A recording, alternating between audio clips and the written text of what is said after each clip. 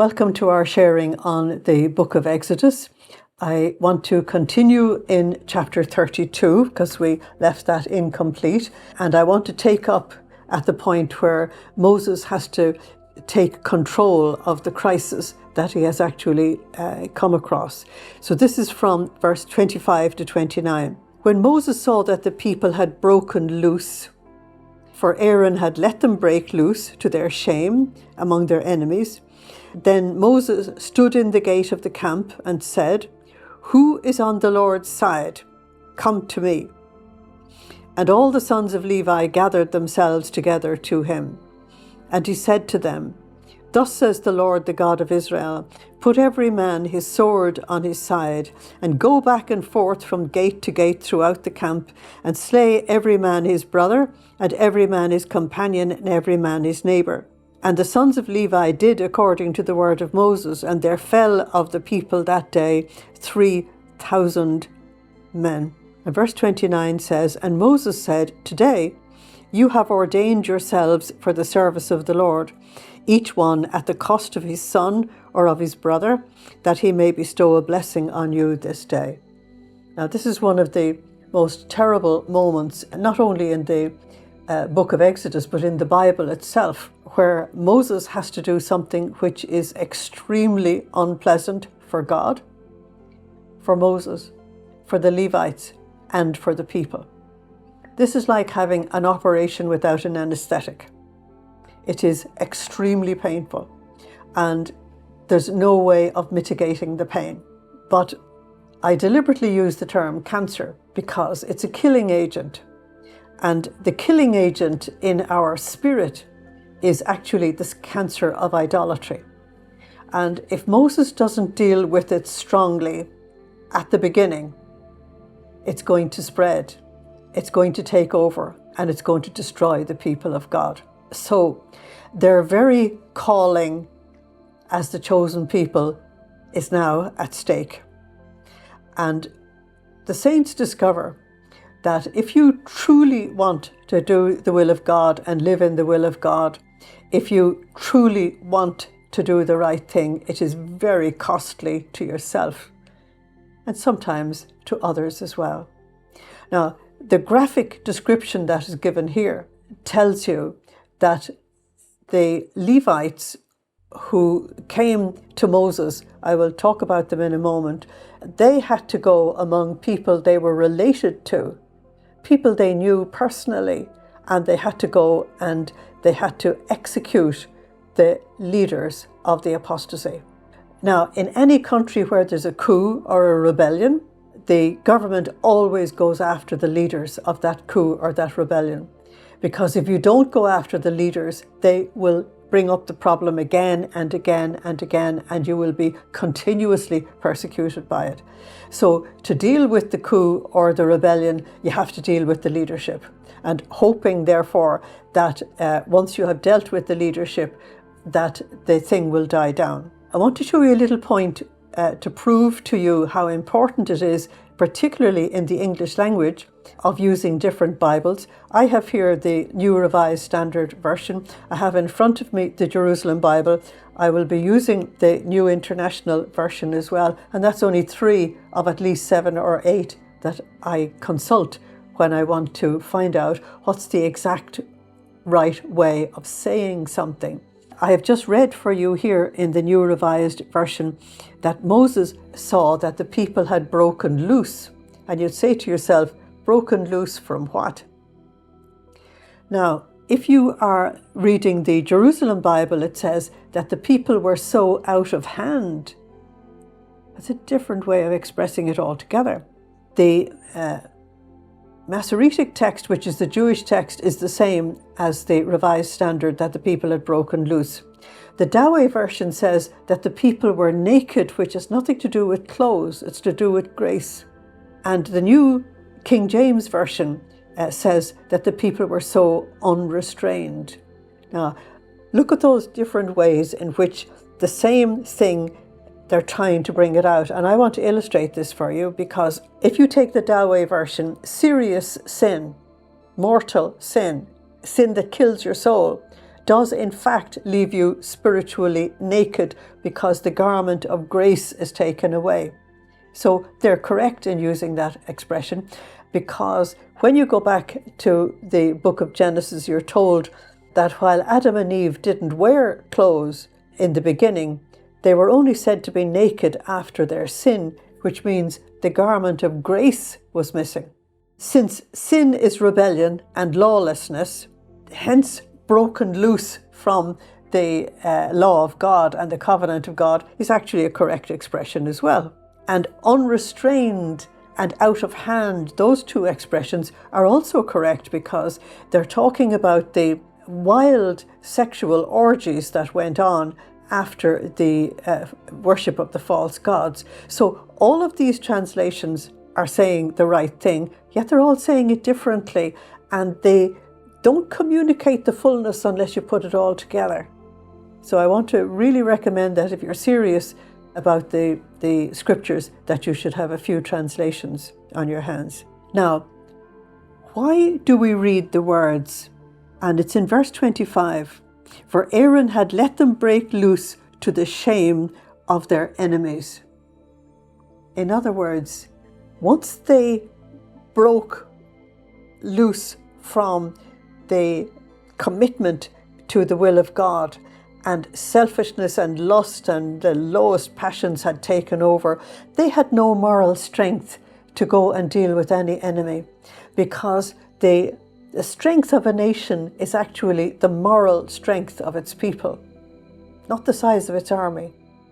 The moral strength of its people is the strength and the power of a nation. A nation is very powerful when the people are actually in communion with God.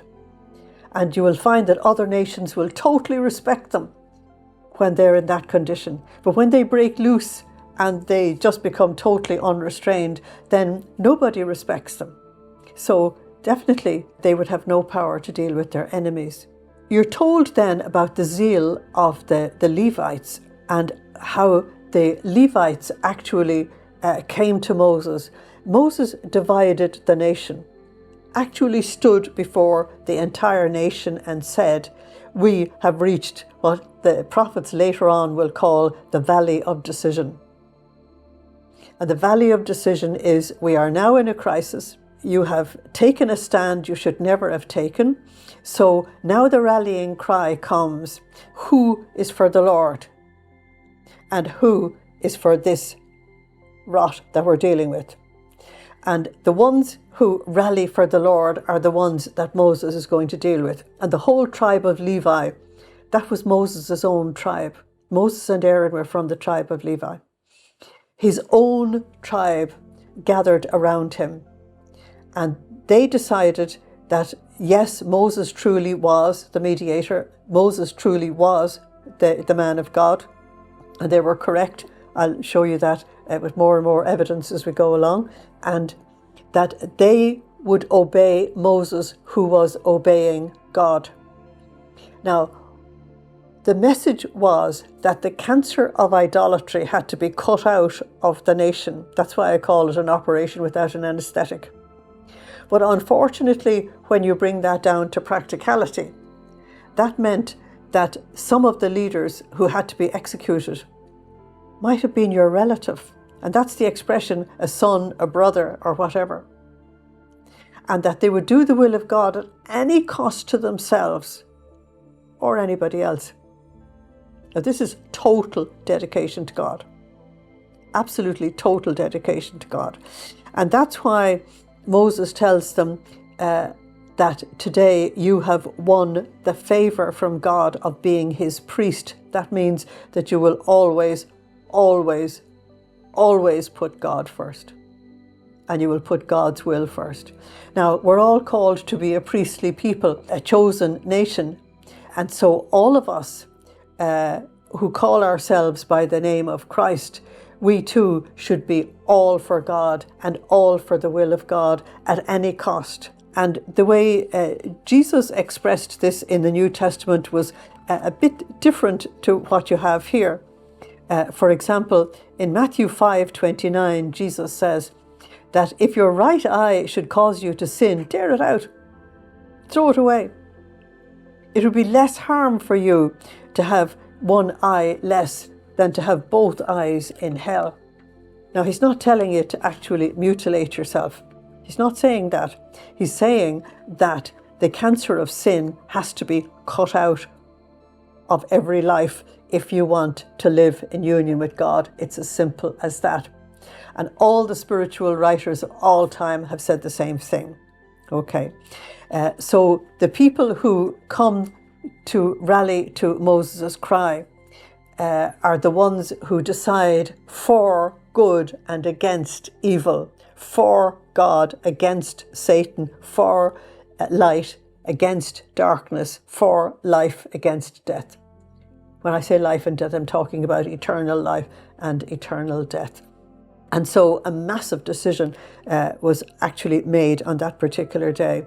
Now, this is not the only time that this people will be confronted by a major decision, true or for God. Much later, when Joshua actually takes them into the promised land, you can go to the book of Joshua and you can go to the end of the book of Joshua, which is the one I'm thinking about is chapter 24, where Joshua himself actually dies. And before he dies, he calls the whole of the 12 tribes. Again, he tells them everything that Moses told him and passes on the tradition and passes on the commandments and all the rest of it. And he says to them, make your final decision today. Are you for or against the Lord? And he made his own wonderful decision in Joshua 24:15. He said, as for me and my house is all my clan, all my immediate family, all my clan. As for me and my house, we will serve the Lord. So there he was, the man who actually brought the tribes into the promised land and conquered it and gave them the inheritance that God had promised. And in the end, before he died, he only could say, as for me and my house, we will serve the Lord. But if you read the text following that from verses 19 to 24 of Joshua 24, you will find that all the leaders of the 12 tribes gathered around him and said, yes, as you have committed yourself to the Lord, so will we. Then you go straight into the book of Judges and see how far they fell after the death of Joshua. So here you have a group who are beginning to be introduced to us now as people who are going to be priests. And we will deal with the whole priesthood thing at a later point because it's in the last chapters of the book of Exodus. But we are being told something already, and that is that someone called to priesthood must live in total obedience to the law of God, and that God has first and last placed Alpha and Omega in that person's life. They must be all for God. They must be God's spokespersons, the ones who will defend him, the ones who will serve him, the ones who will bring the people to serve him, and even at great cost to themselves. Now, you're told that as a result of the decision of the Levites to execute the leaders, that 3,000 people died. Do you think that's 2,999 plus 1? No way. In the Bible, numbers are used symbolically, and 3 is the number of the most blessed Trinity. And when you are talking about a crowd, they use 3 zeros. For example, when Jesus multiplied bread, you're told there were 5,000 people. But the 5 represented the people of Israel, the people of the book. The 3 simply represented the crowd. When you're told that it was the Gentiles, the number was given as 7,000, because 7 is a perfect number. The 3 are simply indicating the crowd. When you go to the Acts of the Apostles in chapter 2, and you have Pentecost, you're told that that day 3,000 people were converted to the Lord. And it's exactly the same thing. It means it is a large number, but it's not counted. We don't actually know the number, but whatever it was, it left an indelible mark on the people. I want to read a text which is very important, not only for this present position we're in now, but all over the book of Exodus. St. Paul quotes lessons from the book of Exodus in a number of his writings. And I've read part of this for you before. This is 1 Corinthians chapter 10. And I'm going to read at least 10 or 12 verses for you. I don't want you to be ignorant of the fact, brothers, that our forefathers were all under the cloud, and they all passed through the Red Sea. They were all baptized unto Moses in the cloud and in the sea. They all ate the same spiritual food and drank the same spiritual drink, for they drank from the spiritual rock that accompanied them, and that rock was Christ. We've dealt with that. Nevertheless, God was not pleased with most of them. Their bodies were scattered over the desert. Now these things occurred as examples to help us from setting our hearts on evil things as they did. This is what St. Paul is saying. And I'm reading it because you will see that I keep on applying whatever we're dealing with in the Old Testament, applying it on a different level in the New Testament. And in case you wonder where I get it, you'll find that that's exactly the interpretation that's given, not only by St. Paul, but the other writers and the person who wrote the letter to the Hebrews as well. They were given as examples to keep us from setting our hearts on evil things as they did. Do not be idolaters. Now he's addressing Christians, as some of them were. As it is written, the people sat down to eat and drink and got up to indulge in pagan revelry. Now, in some of the other translations, it simply said they got up to dance or to play. But the pagan revelry is actually the correct expression.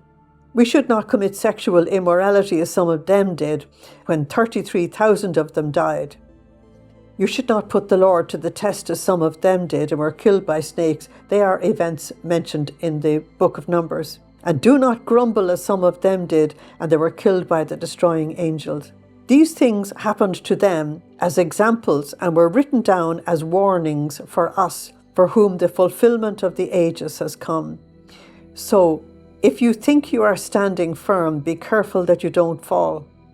No temptation has seized you except what is common to everyone, and God is faithful. He looks after anyone who is faithful to him. So St. Paul says that all of these things happened as lessons for us. So what you read on a physical, historical level here is important on a spiritual level for us. Now, St. Paul tells us very clearly in Ephesians chapter 6 that our enemies are not flesh and blood. Our enemies are the 7 deadly sins, and our own ego and our own weaknesses and so on. But he also tells us in 2 Corinthians 10:4 that the weapons of our warfare, although they're not carnal, like taking a sword to actually physically kill a person, but they are mighty for the pulling down of strongholds. They're the spiritual strongholds that come against us. So the grace and the power that God gives to us enables us to cut out the cancer and cut out the lust and cut out the anger and cut out whatever needs to be cut out of our lives, so that we as a whole being can come into the fullness of redemption and come into the fullness of union with God.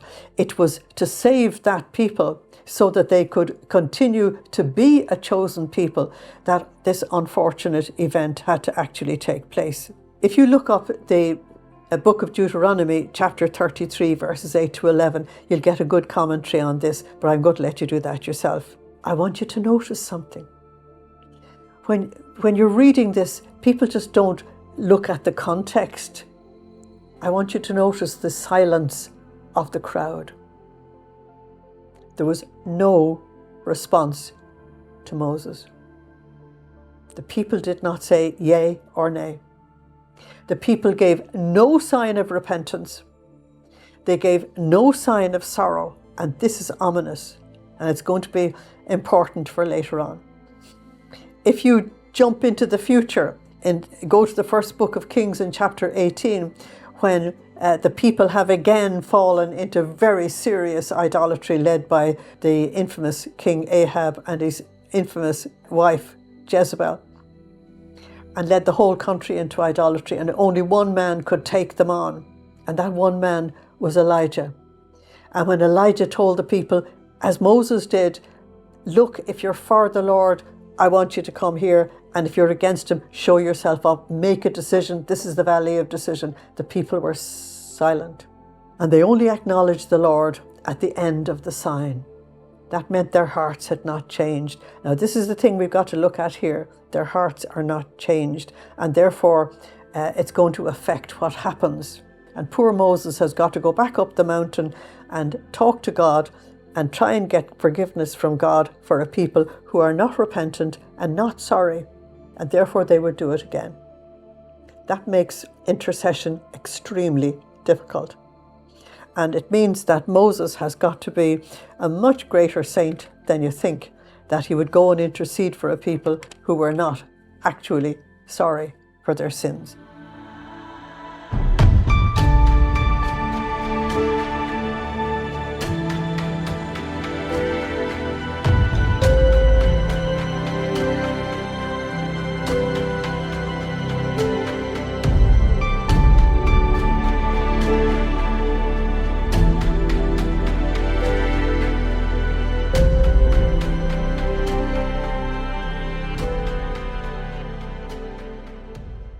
So let's look at this. This is verses 30 to 35. The next day, Moses said to the people, he's addressing the people. Now, you remember the structure that was put up in chapter 18. So he addresses the leaders and they address the people. You have sinned a great sin. And now I will go up to the Lord. Perhaps I can make atonement for your sin. Notice the question, perhaps.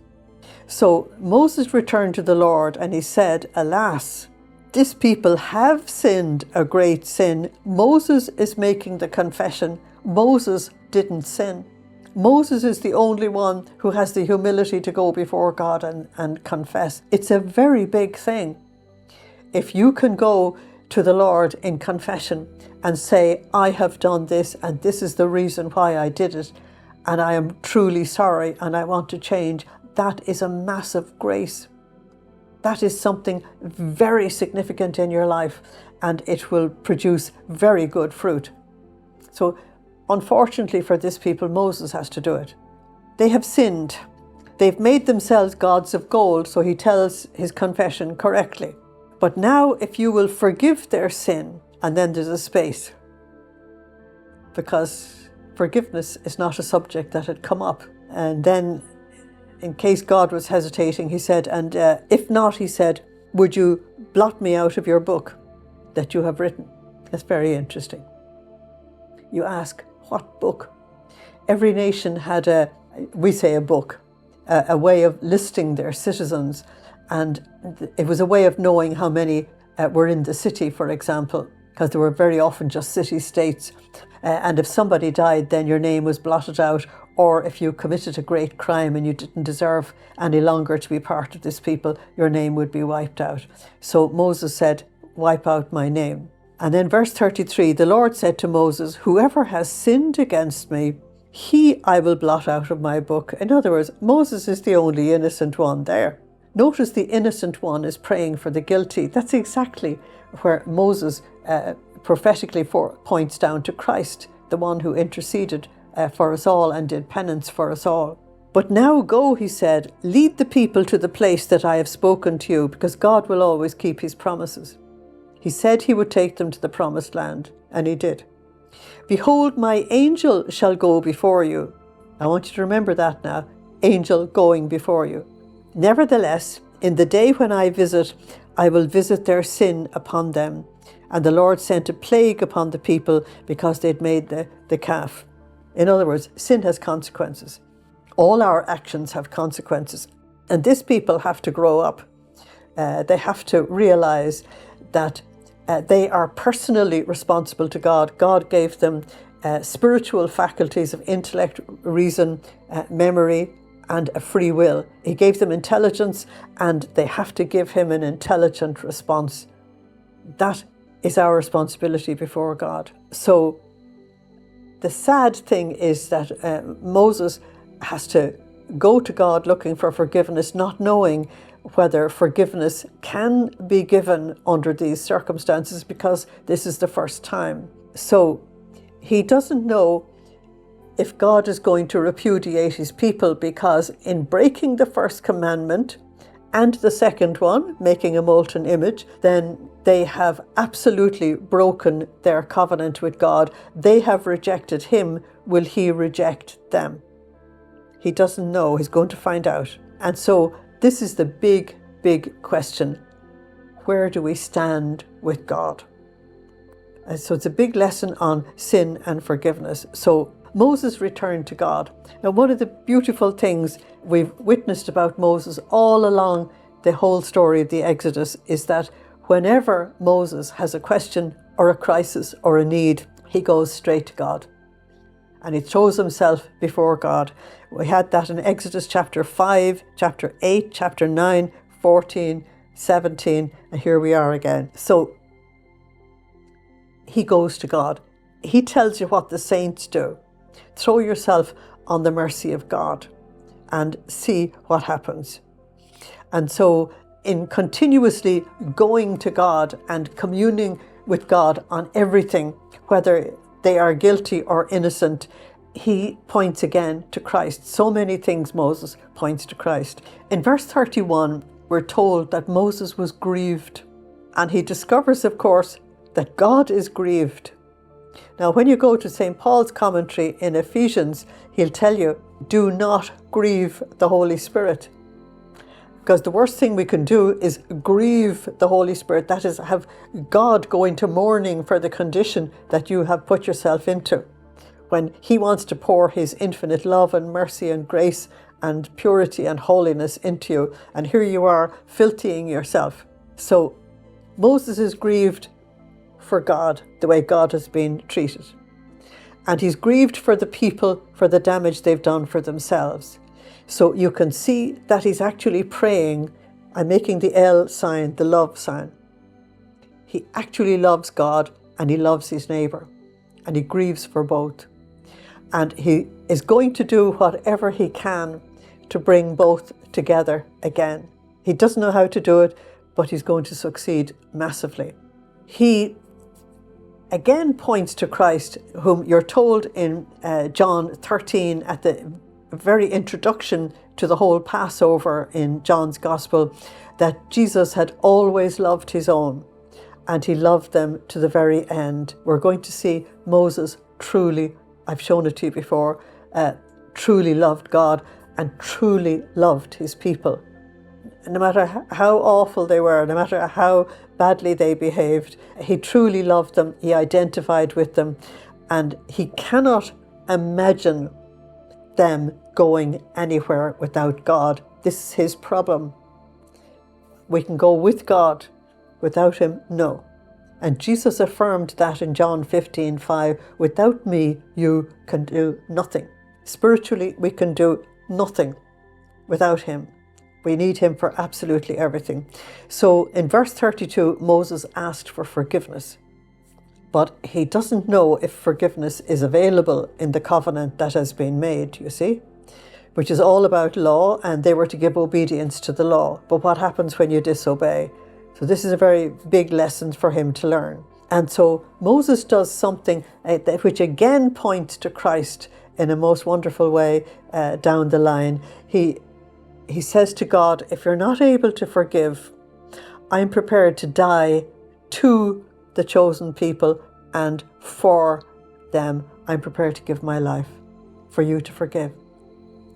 And what do you have Jesus doing triumphantly from the cross? Father, forgive them, for they know not what they do. That Jesus would do anything to get that forgiveness for us. And this was the great gift that the Old Testament speaks about, that God was going to give with the Messiah, and that is the gift of forgiveness. It's a big, big, big gift that was to be given. So here he is showing God just how much he loves him and loves his neighbour. It must have been wonderful for the Lord to have a saint like Moses around at the time. And so it's at this point that God reveals something which is spoken about very strongly in the book of Ezekiel centuries later, and that is that there is personal responsibility for sin. Whoever sinned is responsible.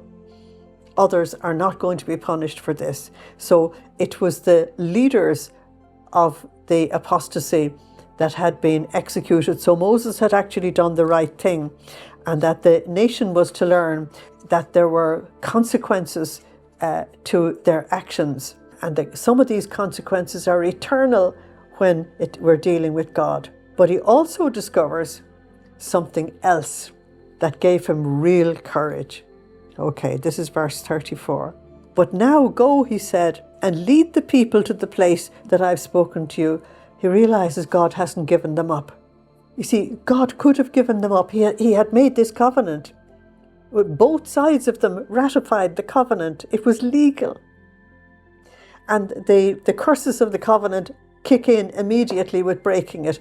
The blessings of the covenant kick in immediately with obeying it. But the covenant has been broken, so God could actually have repudiated them. And Moses realizes he hasn't done that.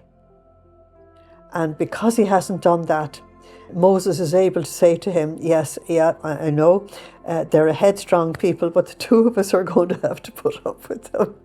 And I think this is really wonderful, that Moses wakes up to realize God knows everything, and Moses is only discovering things as he goes along. But the two of them, God and Moses, were going to have to deal with this very headstrong people who would surrender to God only with great difficulty.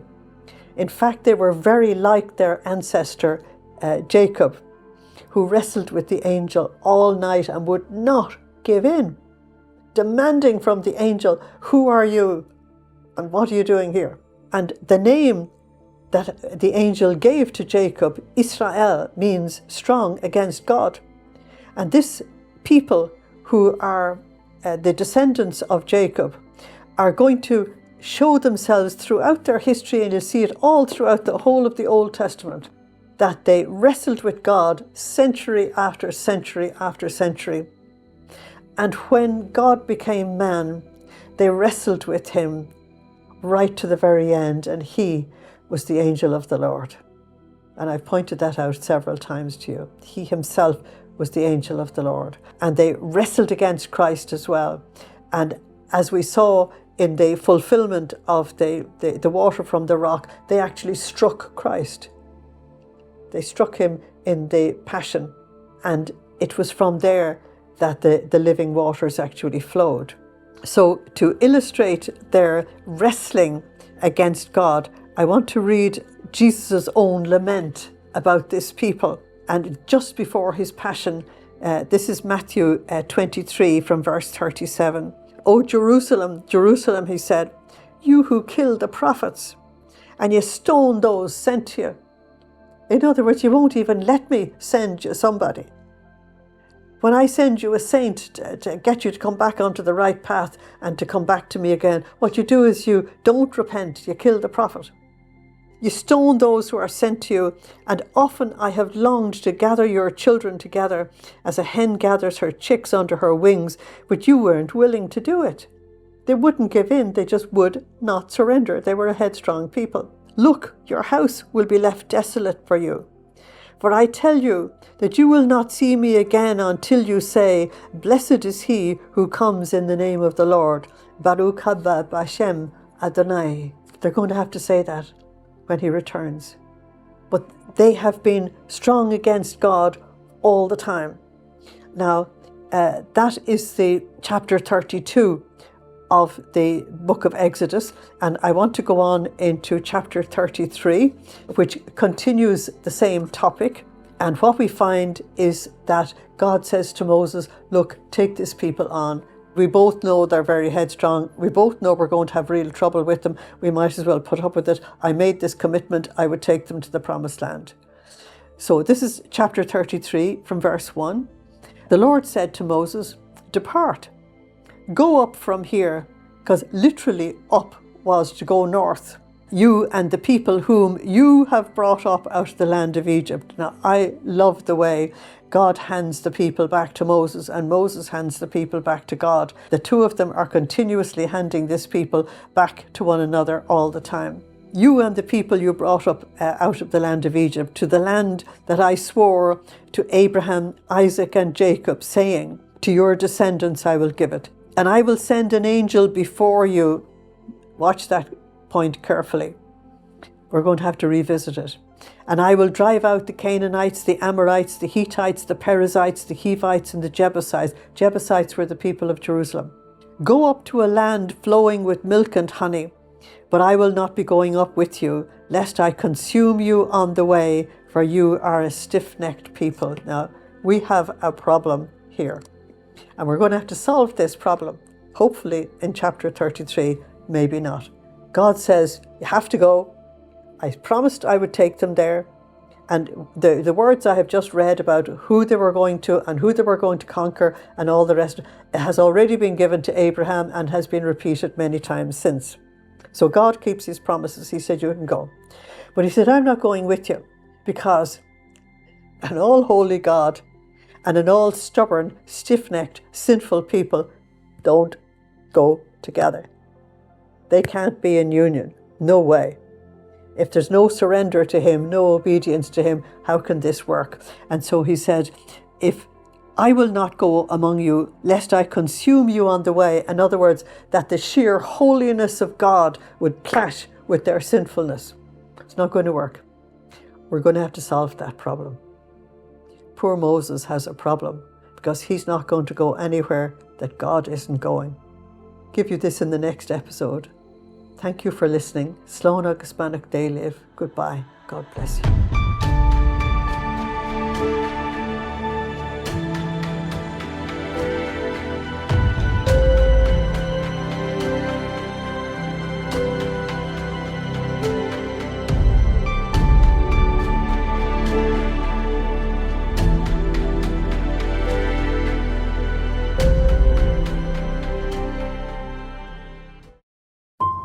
Years of sharing the peace of Christ. Shalom World, God's own channel.